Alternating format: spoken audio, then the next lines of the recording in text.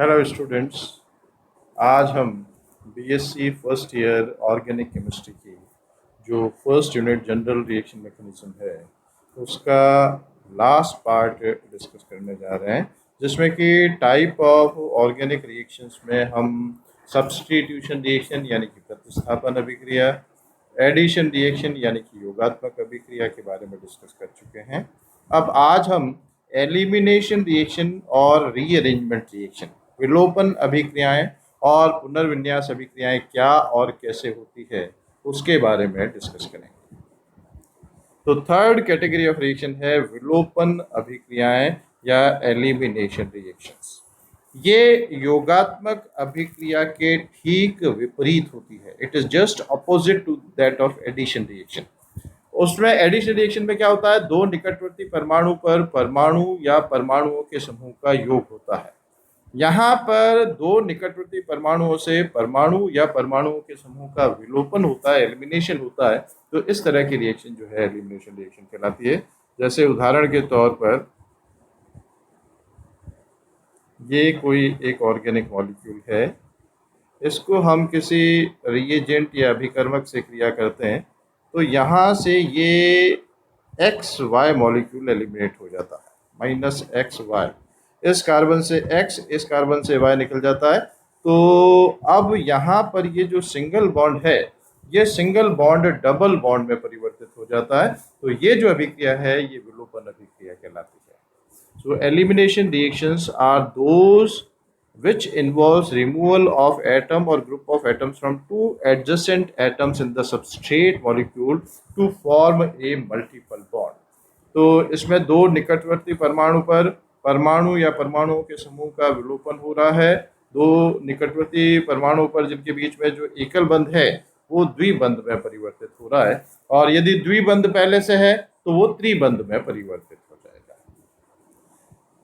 Elimination reactions may be regarded as reverse of addition reaction। ये जो अभिक्रियाएं हैं ये योगात्मक अभिक्रियाओं के ठीक विपरीत होती हैं, उसके अपोजिट होती हैं। अब वहाँ पर क्या होता है, एकल बंध द्विबंध जो है वो एकल बंध में या त्रिबंध द्विबंध में परिवर्तित होता है, परंतु यहाँ पर एकल बंध द्विबंध में परिवर्तित होता है, रिवर्स है। अब यहाँ पर देखिए ये सिग्मा बॉन्ड, ये सिग्मा बॉन्ड और ये सिग्मा बॉन्ड, यहाँ पर एक सिग्मा और एक पाई बॉन्ड। तो योगात्मक अभिक्रिया में जैसे हमने डिस्कस किया था कि एक पाई बंध टूटता है और दो नए सिग्मा बंध बनते हैं। One pi bond breaks to give two new sigma bond. जबकि यहाँ पर क्या होता है, दो सिग्मा बंध टूटते हैं और एक पाई बंध नया बनता है। दूसरा, वहां पर असंतृप्त यौगिक संतृप्त यौगिक में परिवर्तित होता है। Unsaturated compound is converted to saturated compound. जबकि यहाँ पर सैचुरेटेड कंपाउंड संतृप्त यौगिक जो है वो अनसैचुरेटेड कंपाउंड या असंतृप्त यौगिक में परिवर्तित होता है। तो in these reaction two sigma bonds are lost and a new pi bond is formed. Saturated compound becomes unsaturated. संतृप्त यौगिक जो है वो असंतृप्त यौगिक में परिवर्तित हो जाता है, या डिग्री ऑफ अनसैचुरेशन इंक्रीज हो जाता है, उसमें असंतृप्तता बढ़ जाती है। यानी कि यदि द्विबंध है तो वो द्विबंध त्रिबंध में परिवर्तित हो जाता है। अब इसमें उदाहरण ले, 1,2-डाइब्रोमो एथेन है, और उस 1,2-डाइब्रोमो एथेन को जब जिंक से क्रिया करते हैं तो यहाँ से इस तरह से ZnBr2 एलिमिनेट हो जाता है, जिंक ब्रोमाइड, और कार्बन कार्बन के बीच में जो एकल बंध था वो एकल बंध द्विबंध में परिवर्तित हो जाता है और एथिलीन में ये परिवर्तित हो जाता है। अब एलिमिनेशन रिएक्शन को हालांकि हम इलेक्ट्रोफिलिक एलिमिनेशन या न्यूक्लियोफिलिक एलिमिनेशन में उसमें आसानी से विभक्त नहीं कर सकते, परंतु इसमें एलिमिनेशन रिएक्शंस दो प्रकार की होती हैं, E2 elimination and E1 elimination. E2 यानी कि यहाँ पर E stands for elimination, 2 for bimolecular, द्विअणुक विलोपन अभिक्रिया। अब is this E2 stands for elimination bimolecular, 2 means bimolecular द्विआण्विक। The reaction rate influenced by both the alkyl halide and base and is of second order। इसमें अभिक्रिया की दर जो है एल्किल हैलाइड और क्षार दोनों की सांद्रता पर निर्भर करती है और ये द्वितीय कोटि अभिक्रिया है। E2 reaction typically usage a strong base, प्रबल क्षार की उपस्थिति में अभिक्रिया होती है। और E2 जो है that is a one step process, जैसे SN2 में किया था हमने, वो एक पद में होती है और उसमें संक्रमण अवस्था या ट्रांजिशन स्टेट बनती है। तो यहाँ पर भी E2 जो है वो सिंगल स्टेप है, एक पद में होती है और इसमें भी संक्रमण अवस्था जो है वो प्राप्त होती है। अब इसमें हम देखें किस तरह से रिएक्शन होगी। सपोज ये कोई एक एल्किल हैलाइड है और उसको अल्कोहलिक KOH या क्षार से क्रिया करें तो उसकी उपस्थिति में HBr मॉलिक्यूल का एलिमिनेशन, अल्कोहलिक KOH या अल्कोहलिक NaOH के साथ अभिक्रिया होती है। HBr अणु का इसमें विलोपन होता है, elimination of HBr takes place और एल्कीन में ये परिवर्तित हो जाता है। In the E2 mechanism, a base abstracts a proton from the beta carbon। जो E2 अभिक्रिया है उसमें जो क्षार हम यूज में लेते हैं वो बीटा कार्बन से एक हाइड्रोजन को प्रोटॉन के फॉर्म में एक्सट्रैक्ट करता है and the expulsion of halide ion from the alpha carbon occurs. जो अल्फा कार्बन है उससे हैलाइड आयन और जो बीटा कार्बन है उससे हाइड्रोजन प्रोटॉन के फॉर्म में निकलता है, HBr निकलता है and A double bond is form between alpha and beta carbon. Alpha और बीटा कार्बन के बीच में डबल बॉन्ड बन जाता है। तो यहाँ पर बंध का बनना और बंध का टूटना दोनों साथ साथ होते हैं, साइमल्टेनियस होते हैं और ये एक ही पद में अभिक्रिया होती है। तो एक ही पद है तो ये गति निर्धारक पद होगा। तो इसमें जो अभिक्रिया की दर है वो इस एल्किल हैलाइड और इस क्षार दोनों के सांद्रता पर निर्भर करती है, इसलिए ये द्विअणु का अभिक्रिया है। अब हम लेते हैं E1 रिएक्शन, यानी कि यूनिमॉलिक्यूलर एलिमिनेशन या एकल अणुक विलोपन अभिक्रिया। E1 stand for elimination unimolecular, एकल अणु। The reaction rate is influenced only by the concentration of alkyl halide and is of first order। इसमें जो अभिक्रिया की दर है वो केवल एल्किल हैलाइड की सांद्रता पर ही निर्भर करती है।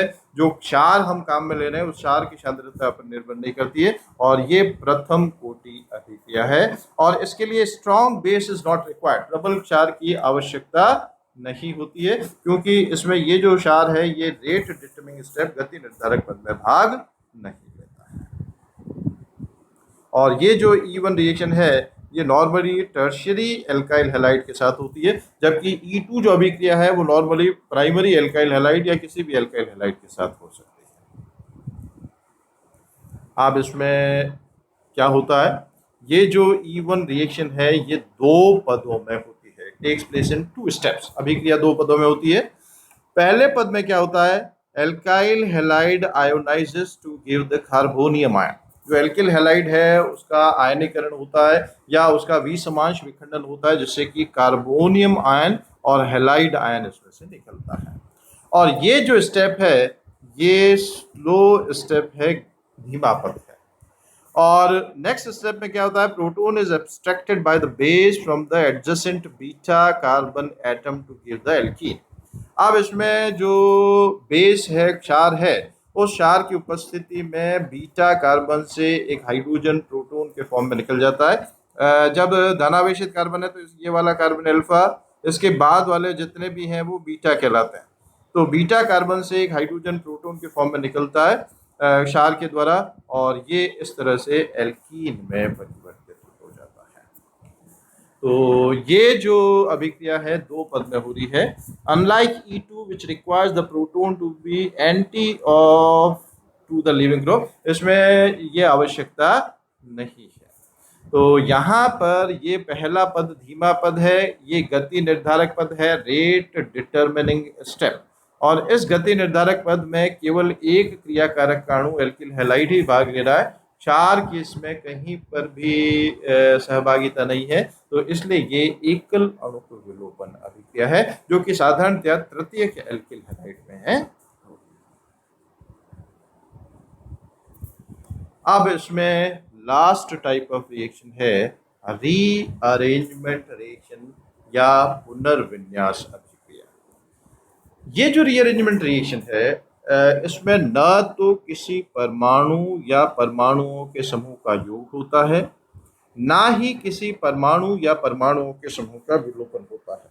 Neither addition nor elimination of any atom or group of atom takes place. ना तो किसी परमाणु या परमाणु के समूह का योग हो रहा है, ना तो ही किसी परमाणु या परमाणु के समूह का विलोपन हो रहा है। परंतु उसी अणु में एक परमाणु या परमाणुओं के समूह atom or group of atom रीशफल्स एक दूसरे से स्थान परिवर्तन करके और दूसरे यौगिक में परिवर्तित हो जाते हैं। तो इस प्रकार की अभिक्रिया पुनर्विन्यास अभिक्रिया कहलाती है। Neither addition nor elimination of any atom or group of atoms takes place, but within the same molecule reshuffling of atoms or group of atoms takes place, then this type of reaction is known as rearrangement. So rearrangement reaction involves migration of an atom or group of atoms from one side to another side within the same molecule. The product is always the structural isomers of the original compound.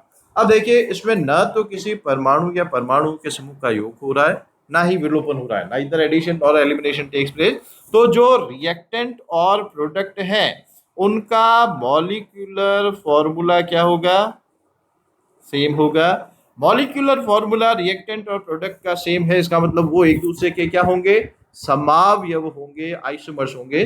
So all isomerisation reaction, सभी समावयवीकरण क्रियाएं जिसमें कि एक समावयव दूसरे समावयव में परिवर्तित होता है, वो इसी रीशफलिंग या रीअरेंजमेंट रिएक्शन की कैटेगरी में आती है। और ये रीअरेंजमेंट रिएक्शन जो है that takes place under the influence of heat, light और कैटलिस्ट।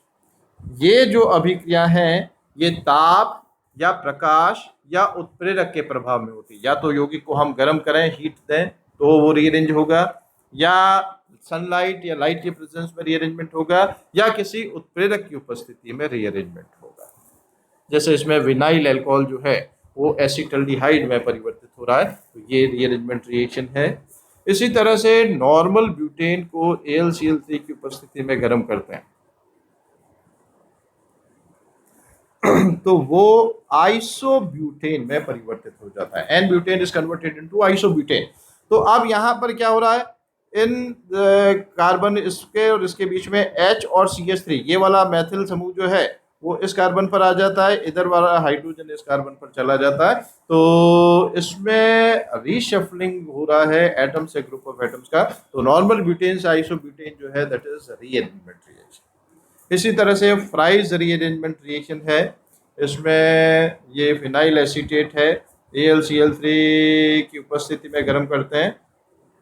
तो इस तरह से ये COCH3 और H, यहाँ पर H ये एक दूसरे से स्थान परिवर्तन करते हैं। ये H इधर चला जाता है और COCH3 यहाँ पर आ जाता है। तो ऑर्थो हाइड्रोक्सी एसिटोफिनॉन और पैरा हाइड्रोक्सी एसिटोफिनॉन इन दोनों का मिश्रण प्राप्त होता है। तो इसमें एसिटिल समूह और H समूह जो है वो रीअरेंज होते हैं और ये कैटलिस्ट AlCl3 के प्रेजेंस में होता है। और भी कई सारे एग्जाम्पल्स हम इसमें ले सकते हैं। जो नाइट्रोबेंजीन की कुछ रिडक्शन रिएक्शंस है उसमें भी इस तरह का रीअरेंजमेंट होता है। जो वोलर सिंथेसिस ऑफ यूरिया है उसमें पहले अमोनियम साइनेट बनता है NH4CNO, और वो अमोनियम साइनेट जो है वो हीट की प्रेजेंस में रीअरेंज होता है और वो यूरिया NH2CuNH2 में कन्वर्ट होता है। तो that is also a rearrangement reaction, वो भी पुनर्विन्यास अभिक्रिया है। तो जितनी भी समावयवीकरण क्रियाएं हैं जिसमें कि एक समावयव दूसरे समावयव में परिवर्तित होता है वो इसी रीअरेंजमेंट रिएक्शन की कैटेगरी में आती है। तो ये है अभिक्रियाओं के प्रकार के बारे में। Thank you.